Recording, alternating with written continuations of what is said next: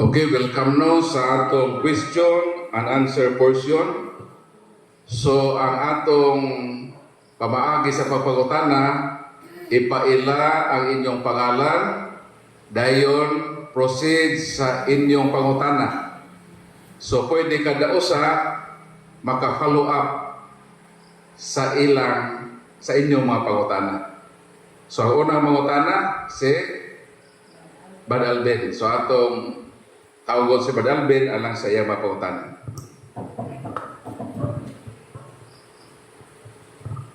May gabi, bro. Ako si Alvin, kailangan na sila tanan ako direct, bro Alvin. Ang pangutana, may tungod ni sa unang Samuel 2:25. Gingon nga, kung ang tao makasala sa iyang isikatao, panalipdan siya sa Dios. Ang pangutana, kung ang ipakasadaan sa tao mao ang Ginoo, kinsa may makapanalipod kaniya? Marsana.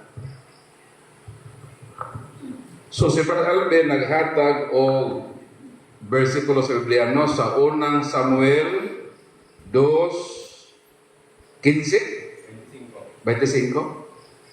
So itong basahon, no? Kung makasala ang usa ka tawo sa iyang isig ka tawo, panalipdan siya sa Dios. Apan kung ang hisad-an sa tawo maong Ginoo, kinsa may magapanalipod kaniya. Apan wala nila panumbalinga ang sulti sa ilang amahan, kaya ang Ginoo nakahukom naman sa pagpatay kanila. So ang iyang pangutana giyang ibase sa mga bersikulo nga kung makasala ang usa ka tawo sa iyang isig ka tao, makadawat siya sa panalipod ikan sa Ginoo. Pero kung ang tao makasala sa Dios, kinsa may makapanalipod sa tao. So, mauni ang iyang pangutana. Hinumduman nato sa dihang kita makasala, mabugto ang atong kadugtungan sa Ginoo. Isaias 59:2. Nga kung ang tao makasala, maputol ang iyang relasyon. Doon na gitawag ulang between sa tao ug sa Dios. Sa Old Testament, ang makatabang niya mao gyud ang pare. Kay kini mag-umpara ang ilang role, mediator magod ni. Mao na ang role sa mga pare. Kay ikaw nga nakasa, disconnected naman ka sa Ginoo, so naagyoy mo connect nimo sa Ginoo. Sa pahitan ba nga ang flag sa kurente na ibot, ang saksakan sa kurente, na ibot na sa saksakan, ang kanang saksakan, dili naman na siya makasaksak sa kagulingon dito sa saksakan. Kawas kung may tao nga mo saksak na sa kurente. Mo na rule sa mga pare. Ang pare, mediator. Sa Old Testament, sa ang tao makasala, ang ilang gamiton, ang dugo sa mga hayop. Dayon ang mohimo ni ana sa paghalad katong mga pare. Kaysa Hebrew 9:22, walay dugo, wala may kapasayloan.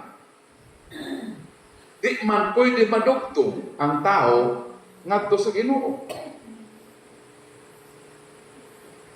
Mao nang si Kristo ang tigpataliwala sa Dios. Unang Timoteo 2:5. Sabi sa palang kasulatan, si Kristo nahimo natong mediator sa Dios sa tao. Sa Old Testament, dugo sa hayop. Pero sa New Testament, ang dugo na ni Kristo. Pinagi sa dugo ni Kristo, kita nga mga tao nga nahimulag sa Dios, nakasa ngadto sa Ginoo, mahidugtong pagbalik niya pinaagi ni Kristo nga mao ang pangulong pare. Mao nga kung kita makasala, ang simbahan adunay sakramento sa kumpisal. Juan Kapitulo 20, versikulo 21-23, mingon ang Ginoo, ang kalinaw maanaa kaninyo. Ingon nga ako, ipadala sa Amahan, igapadala ko sa kamo. O maingon si Kristo, mainyo ang Espiritu Santo. Mihuyop ang Ginoo. O sa may sa Ginoo, si bisan kinsang sala nga inyong pasayloon, kini mapinasaylo. Si bisan kinsang sa nga inyong pasayloon, dili usab kini mapinasaylo. Authority na. Sa dihang kumpisal, gitukod sa Ginoo, mihuyop siya. Nganong mahuyop man ang Ginoo? Kanos amang unang mihuyop ang Ginoo? Kanos ah? Hibaw mo? Genesis. Very good.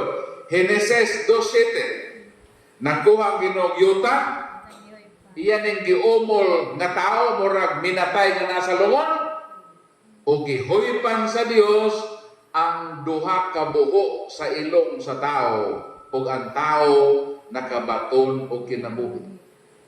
Mo nang tanawa ang ilong sa inyong katapat, luyo-luyo. Taraw ilang ilong. May inom og tubig. Alam mo, ginhawa.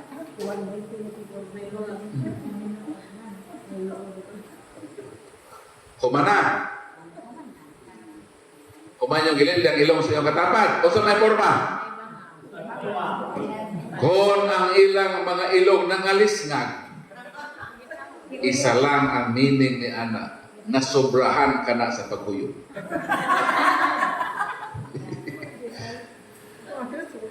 Nganong ang sakramento sa kumpisal gihuypan man? Kay ang paghuyop di ay nagsimbolo sa paghatag o kinabuhi sa usa ka butang nga patay. Nganong ang sakramento sa kumpisal gihuypan man? Kay kitang nakasala, mga patay kita. Episodo 7, mga patay kamo sa inyong kasalanan. Mao nang kung ang tao makasala sa Dios, patay siya. Kay patay man siya, ang patay wa nanay gahom. Kinahanglan dunay motabang sa minatay. Ang minatay, makalubog na ito sa sementeryo sa Kagaligon? Dili. Pasano na sa mga buhi.